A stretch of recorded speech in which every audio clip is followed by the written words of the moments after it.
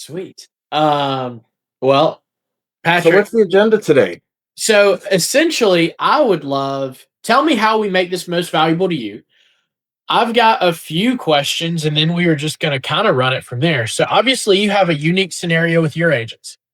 Been around for 100 years. I'd love to hear Yep. the background there, your personal background, what cool stuff you're doing, because it seems like you're kind of on the forefront of things. I know you're an expert at Google. Obviously, you're running campaigns with Facebook, like ad campaigns. So anything neat you're doing, I know you've got your mastermind.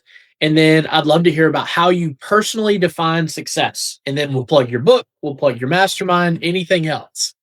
Cool. So, what do you want us to talk about? What do you want us to not talk about? We can kind of go from there.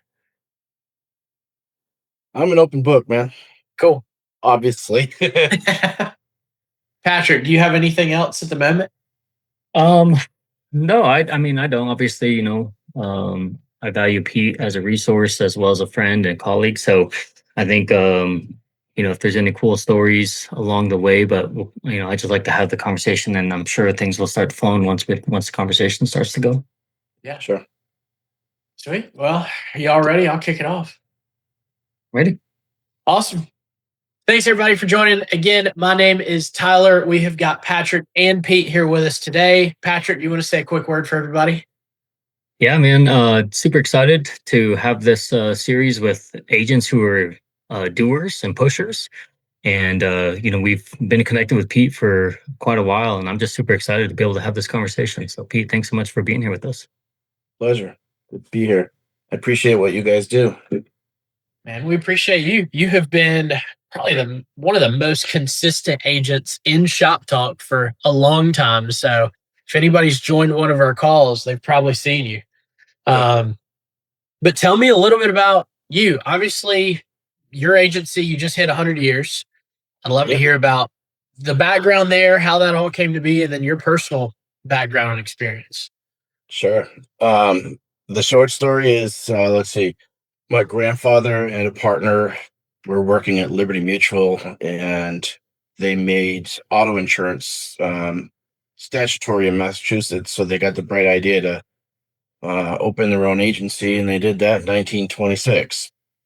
So he died young. My father had started working for the agency, and he died like 6 months after my father started. So my father kind of got thrown into the deep end. Um, they took away, added partners and everything, but we just kept the corporate name for all those years. My dad retired probably 20 years ago now. And I've been in the business for 42 years. Yeah, yeah, I started when I was 5. Yeah. Don't start doing math. No, right out of high school, I was the file boy, and we had actually legit file cabinets and everything in the office. So I was doing that, and then I kind of morphed into doing claims, and then they just threw me in the deep end. So it was a lot of the good old boy way of doing things, and it was very frustrating working for dad, but he was well connected in the area, and if I had tried to suggest any kind of change, oh, no, we've been doing this way for 60 years, we're not going to change now. So it was a little frustrating, but once he retired, I kind of like took the ball and ran with it. So our sales were pretty much slow scale, word of mouth, nothing, no banging on doors, nothing, no incoming leads really, except word of mouth leads. Um, I joined, I first, let's see, I joined IOA, and probably when they first started, mid 2000s, late 2000s. I can't even remember when they first started. I went to a class that Chris Paradiso put on about working with social media and LinkedIn and all these different things on how to brand your agency, and like it was just like so eye opening. So I never really had any mentors except for my dad, who we're not changing anything. So being in that environment of IAOA and all these groups that I'm now in just was like I have all these new mentors and people that do things differently, you know, right, wrong, or otherwise. You start listening to people and like, wow, I've never thought of that. I've never tried that. So let's try that. So it was just really eye opening. So from the time that my dad retired, I got the ball going probably 2010, 2012 really took off. And from 2012, I would say we've quadrupled the size of the agency. Wow. And that's just by me doing social media stuff and the SEO stuff that we're doing now. That's wild. Yeah. Wow. So, yeah, we started, I had a realtor reach out to me one day, say, "Hey, Pete, what do you know about private market flood?" I've never even heard the term. Insurance agents, Patrick, as you don't know much about flood insurance or hate flood insurance or don't, back in the day, it was like a hand typed application with carbon paper that you had to send off. And we had to get the maps out and try and pinpoint where the house was on the map. It was awful. So, yeah, this realtor had this house he was trying to sell for years, and it was like 4 or 5 thousand or $7,000 for flood insurance or something crazy. Wow. So, I researched private market flood insurance, and I ended up signing up with a carrier and got the guy a quote for $1,100, and he sold the house 4 days later. Jeez. So I became like the flood insurance king around here. So everybody was calling me. And then, of course, Chris Green, part of our group, I reached out to him and he kind of mentored me and taught me his ways. So, now we've got a couple dozen flood carriers that we work with, and we do a lot of flood insurance. That's cool. It's the Yeah. flood insurance king getting mentored by the flood insurance guru. Right? Yeah. Yeah. Yeah. And I'm happy to report that man, yeah, it's probably 2.5 years ago, 3 years Yeah. ago. I reached out to Pete and I said, what would it take for you to come and teach my team? And he said, I'll just come and teach your team. And he did. And since then, we started opening up the doors for flood. We started flooding our teams and our clients with insurance, pun intended. But because of that, we found a whole new niche of how to close clients, how to add higher percentages, right? And the percentages, the more that policies you have. Yep. But through the private market, this is something we never would have thought of, but we also learned that we can actually use that and build a mortgage company for a lot of those things, so the client really never even sees the invoice. So but they know that it's an additional policy number. So Pete taught us a lot, and in that one day of training, our team basically overnight was able to start selling. That's cool. Yeah. I reached out to one of our markets and I said, Um, wouldn't it be cool if you guys could just come up with a flat priced product for Zone X policies? Just like, I don't know, 250, $350. That way I can just add that on to every homeowner's. And they just came out with it last week. They developed it, they listened, they developed the product, and now it's live this week. So that's cool. Wow. Love that. So now I'm just gonna like, hey, I could sell you flood insurance for $250, and I don't have to think about it going to rated or anything. I just know how much it's going to be based off their flood zone. Wow. That's crazy. Yeah, that's super valuable. Yeah, it's an easy add-on to get that policy count up. Yeah, it's just an automatic attachment in the email. I think, hey, here's your flood policy. It's only $250 for the year. Yep. I hear you, man. Good stuff. That's cool. All right. Well, tell me about the transition. Obviously, it sounds like you were thrown to the wolves. How'd you get into producing and then marketing as well? Did you just mostly learn marketing with like some of the groups and stuff like IAOA? I have a marketing degree. I have a Okay. marketing degree, and like I said, I had all these great ideas, but Dad didn't want to do anything. Um, you know, when I first started as a producer, I would hand type a letter to every landscaper in the phone book and mailed it out. And I sold, like 2 or 3 landscapers. I'm like, oh, this is cool. So I did plumbers, electricians, and stuff like that.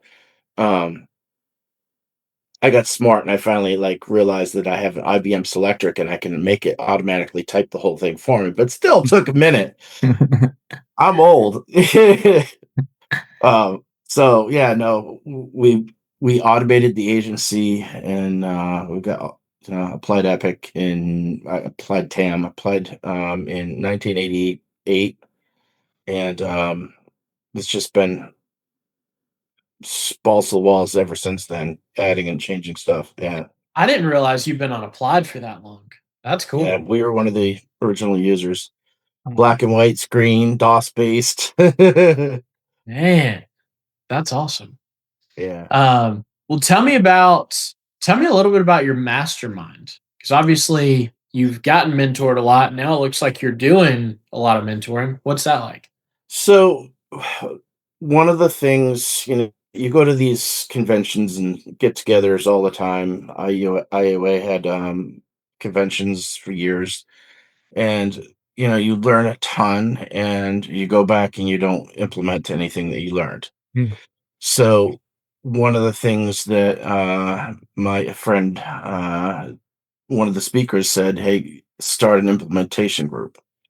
So I got together, half a dozen guys and gals.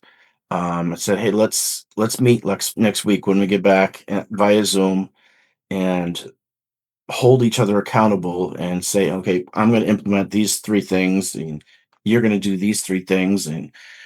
And we were meeting like every other week. And then that was 5 years ago. And we've been meeting every other week for the last 5 years. So the group is growing. I probably have, 40, 50 people on the mailing list, but yeah, it's cool.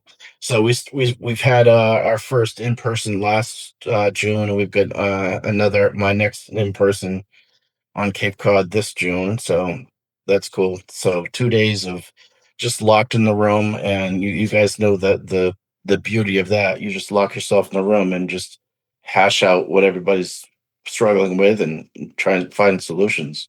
Yep. Yeah, it's incredible. Yeah. And I mean, we just did ours, right, in Yeah. Austin. And it's like, I love the conferences, right? You get to see people you haven't seen in a long time. You get to learn a lot.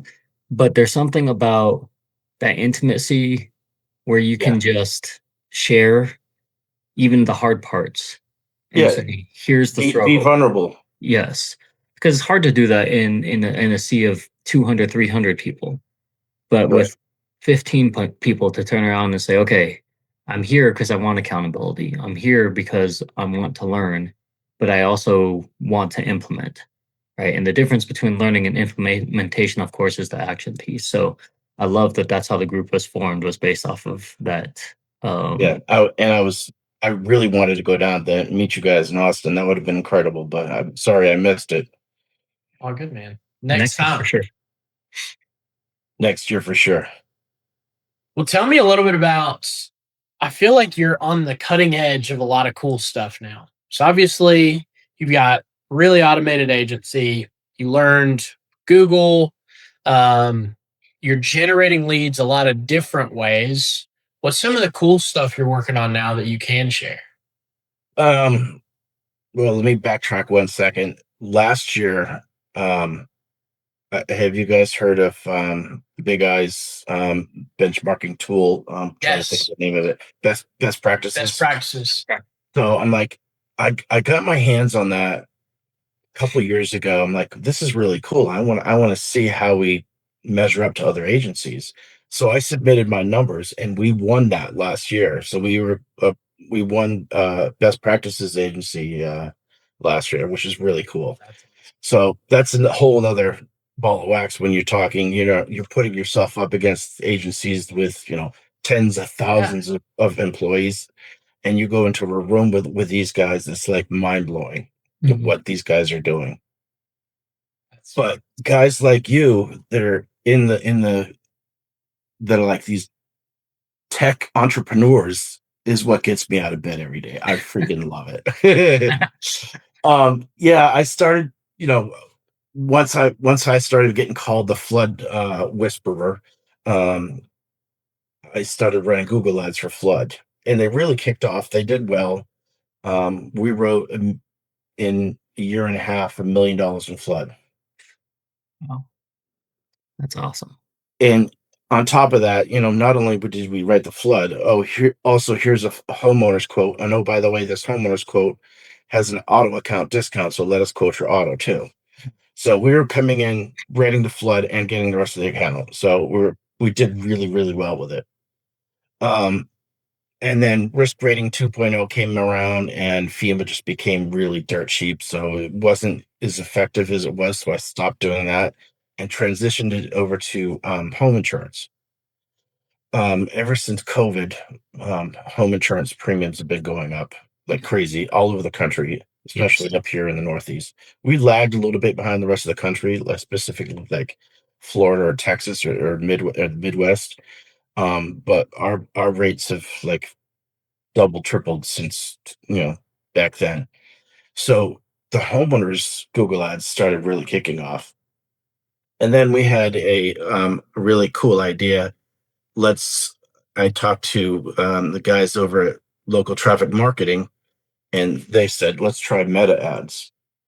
So we started on a Friday. They went live. We sent him some video, sent him raw video pictures and some ad copy, and he did everything in like 2 days, and then it went live on a Friday. And I think that Friday, um, it went live at like 2 o'clock in the afternoon. That by the time we left at 5 o'clock, we had 4 leads. Over Yeah. the weekend, we had another 6 or 8. So we've been getting 6 to 12 leads a day from this, and only spending $30 a day on Yeah. Facebook ads. Yeah. And Andre edited the content. What's that? I said, did Andre, was he the one that edited all the content you No, sent him? Anthony. Oh, Anthony. Okay. Yeah. Yeah. Yeah. Very Yeah. cool. I just had a meeting with those guys this morning actually because you mentioned it last week, I believe. But yeah, their process is really cool, and I like their checklist that they're willing to send to you, even if you don't work with them, to make sure that you're in prime position because they don't want to waste your money. So I really appreciated that. Yeah. I had always thought that a Google ad is going to be a higher intent client, a higher intent prospect. Mm. You're actually physically typing in, I want a quote for home insurance. Where Facebook, Meta, you're just kind of like in somebody's face.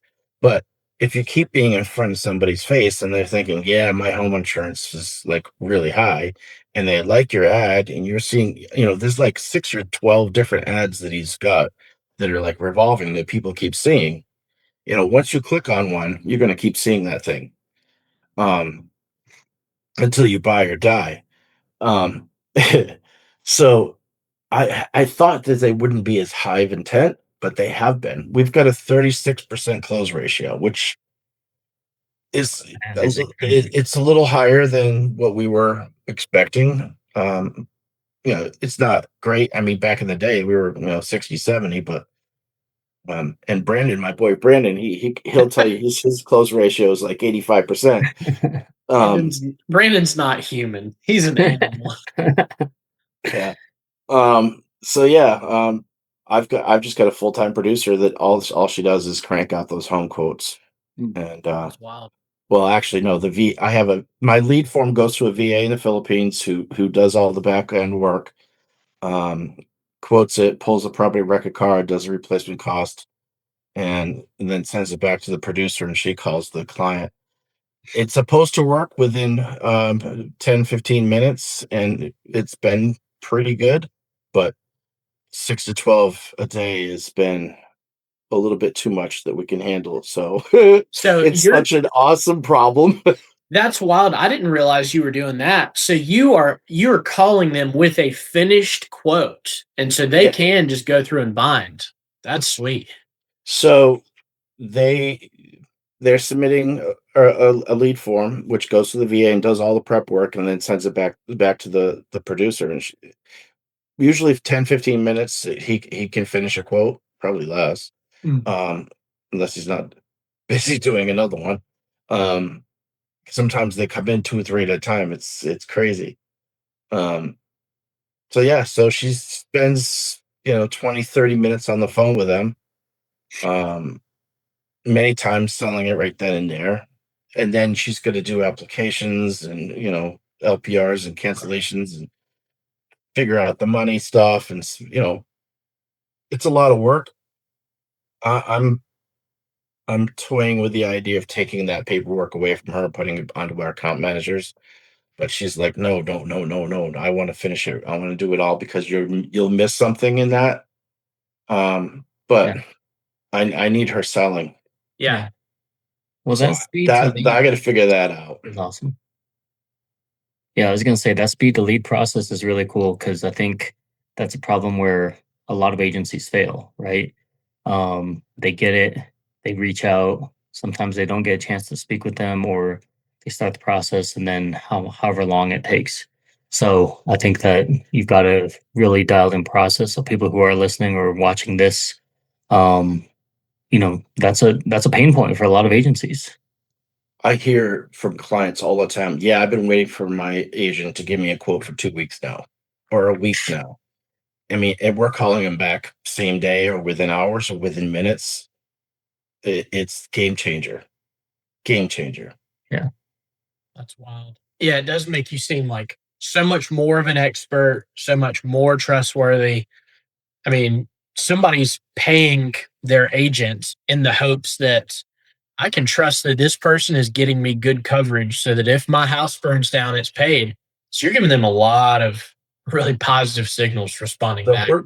we're walking them through a very technical lead form on our end, asking them pointed questions about the house and how it's used. Are there any business or anything in the house? We ask all these questions and educating the client. Oh, my agent never told me this.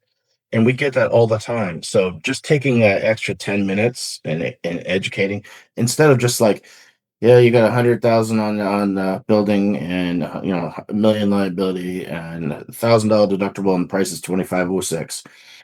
No, no, go deep. Educate the client. Yes. Yeah, I love that. So, Pete, let me ask you this. When you look at your ideal profile for, because every agent has different philosophies, right? Do you qualify that in your lead gen? So do you have any of those disqualifiers? Hey, if you've had a claim in the last 5 years, unfortunately, we can't service you or whatever. Because I know some people turn around and be like, no, I want those guys because I know that they've had a new roof, right? So Yeah. what does that look like personally for your agency? I don't mind a claim, like you said, per se. I have carriers that will substandard carriers that'll take them all day. What I do have issue with is cancellation history and payment history. Mhm. If I need to chase you to pay your insurance premium, you're not a good client. Um, on the commercial side, I don't necessarily like to chase Chuck in a truck. The one guy with the ghost workers comp policy and the $600 GL policy that wants a certificate every other week. And then doesn't complete an audit and his workers comp gets canceled and then you have to rewrite it and yada yada yada. Yeah, They don't keep their books, so the chuck in a truck is probably something that we try to pass on. okay.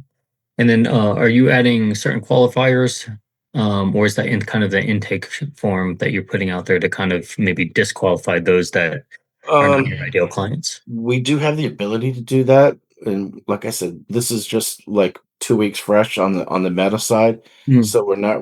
One of the questions is are you from Massachusetts? Because I was getting people from other weird states all over the country looking for a quote on Google. Um, so that's one of the questions that we ask. We could ask payment history or claims history, but we opted not to. Sure. And then are you guys writing purely in Massachusetts then? All of No New other England, state? Oh, okay. Rhode Island, Connecticut, New Okay. Hampshire, and Okay. Maine. Okay. Because I was confused for a second because I was like, it's not uncommon to write other states and because they're so closer together. So, you know, but That's My ads right now are targeting just Massachusetts. We've got plenty right now. I've got such awesome problem. I need to hire another producer, another VA, and then I'm just going to grow and scale this thing. yeah. And step on the gas.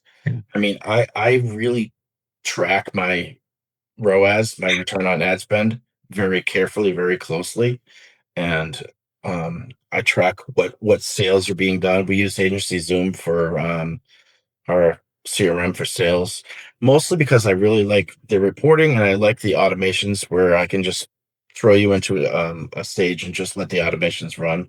So if I have your quote ready and you're not calling me back, you're going to keep getting an email from me until you buy or die. They eventually will smart cycle out and get brought back in, but we don't have time to follow up on those in the future either.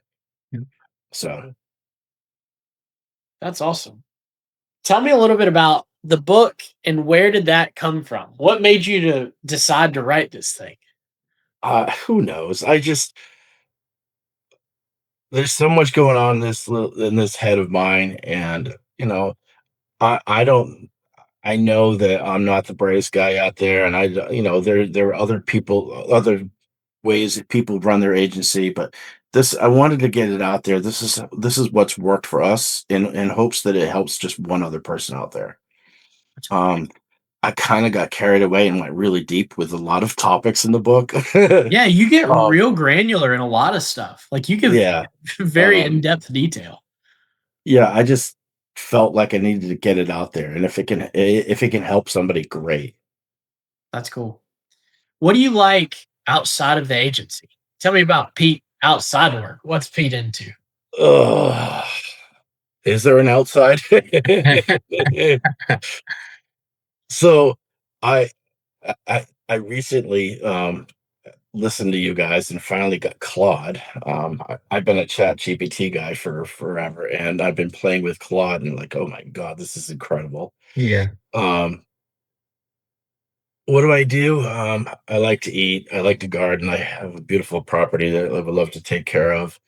Currently building a house in the Azores. That will probably work half the time there remotely and half the time here. So Can't beat that. yeah, really looking forward to that. That's awesome. I love that.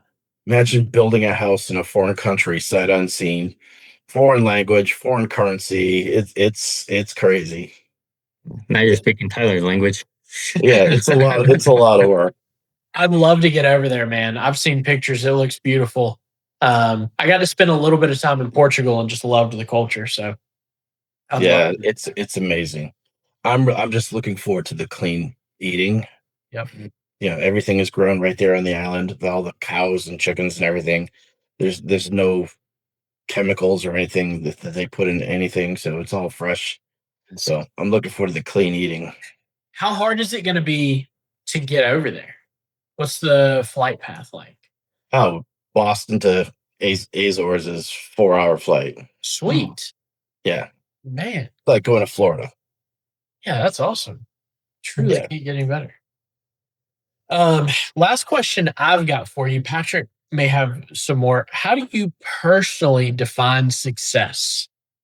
That's something everybody talks about. They want to be successful, but everybody's got a different metric. What do you define it as? Um, I think a lot of that comes across in my book too, is leaving a legacy to the next generation. So I'm a third generation owner here. My sister's kids have worked here for 8 years now, and I've got a sales and marketing manager and my operations manager. So between those three guys, they're going to be the next fourth generation. I looked at selling out to PE, a private equity firm, and sure, I can probably make $1 million more or a couple $1 million more when it came time. 4 years. But I've seen these PE companies. They come in, they scoop up an agency, and they close the doors. They let go of all the staff. Um, Mm. they don't focus on the small personal clients anymore.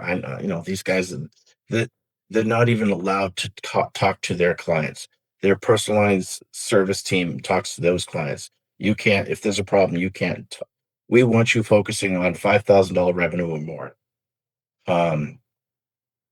So my employees are important to me, my clients are important to me, and I want this, what I have been giving as a third generation owner, to continue on into the fourth and fifth generation and not sell out to a private equity firm. So what I built, I want somebody else to pick up the ball and carry it forward into the next generation. And part of that book was the guidebook on how to do that. So at some point, do you think that the agency or that next generation decides then to go outside of the scope of where you're at? If they decide to run with it and maybe franchise out or open agencies in other states or whatever, I mean, has that ever been talked about as part of kind of your exit strategy or maybe being a part of that at all? Um, yeah, we're actively trying to purchase agencies around this area. I don't know about going out of state. I don't know that we would go more than an hour away, although that could be three other states right now. Right. Um, so I'm not sure. They're all gung ho on doing something like that, Yeah. which is cool. Yeah. This is an interesting to think that a 100-year agency could, really set up, I think, and have the backbone for something like that. But it's really cool. I mean, just to be able to boast that, because how many agencies can even get anywhere near that? Yeah. Yeah. For 100 years, we had the fuddy-duddy name of Humphrey Covill and Coleman Insurance Agency Incorporated, and these guys were tight, like talking. Let's change it to risk something or risk management something, or keep the history there. There's a lot of history in that name, so we shortened it and just changed the logo and the branding. We just did that this year to HCC Insurance. That way, that history is maintained and not lost, Yeah. because you got 100 years of history there that it means something. Yeah. Yeah, it does. That's cool. So I've got a couple questions here. What is the longest tenure client that you have had, seeing as you took this over and have been a part of this for a very long time? Oh God, I've got clients. I've been with you since I was 16 years old when I first got my license, and they're like 90. Oh my Yeah, gosh, that's it's crazy. crazy. Yeah, Yeah, it's crazy. that's awesome. I've only ever heard of those clients basically when I was at USAA for a small period of time. So to know that small independents have those as well, Yeah. and So in let's see, 3 weeks, we're having our centennial party where we're inviting all of our VIP clients. We've got about 150, 200 clients coming, and it'll be cool to see all those people. Yeah, that you saw maybe years ago that nobody comes into the office anymore. Everything's remote and done digitally, yeah. so that'll be fun. So I have two more questions here. First one is for people who have never run ads before, right? Obviously, you ran Google ads before you got into the Meta ads. And I know Andromeda, which is the new platform for Facebook ads, has really enhanced that, which is why they're having so much success now. But for somebody who's never run ads, right? Because, for me, I built everything strictly for organically, but starting to realize that the organic has a lifespan and also it has a lot of responsibilities that I still have to be on the forefront of. So I'd like to kind of start to automate. So for somebody like myself who's never run ads, any suggestions in terms of doing that besides just taking the imperfect action and pulling the trigger? Yeah, I mean, there's probably a couple chapters in the book dedicated to that. You know, don't go it alone. I started doing it myself. I started, doing the boosted Facebook posts, and spending, tons of stupid money for no reason at all. Um, Once I hooked up with local traffic marketing, Chris Langell and Advisor Evolved, and let them just take it and run with it, it's been night and day, game changer. Love that.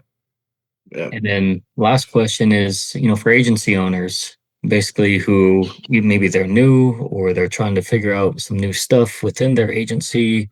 What are just some words of wisdom or words of advice that you have? You don't have to go it alone. You can reach out to a plethora of these groups like you guys have built, and you know we've been in this group together for a few years now, and I think there have been times that we all sat and we've cried together when we've Mm, lost a friend or something, or somebody's had a hard time, and you don't have to be alone. You don't have to try and figure it out yourself. You can Somebody else has already done it and made all those mistakes, and they're more than willing to share their experience. It, so that's the game changer for me. It's just being there for other people and having an open mind and listening to what these crazy things that this guy named Patrick Murakami does. Um, it's like way over my head. Wild. but I love what you said there because it does allow us to develop friendships, right? So like when you called me and you're like, "Hey, I'm in Colorado or I'm coming to Colorado. You want to grab dinner?" I'm like, "It's an absolute yes, of course." Yeah, Um, but where else would I have been able to basically connect with you and then be like, "Hey, if you're ever in Colorado, let me know," right? So right. I love the camaraderie that this uh you know industry has, and a lot of times just like any conference, if you just go to the conferences, right, and if you just kind of see the grand spectacle of things, people get put on a pedestal.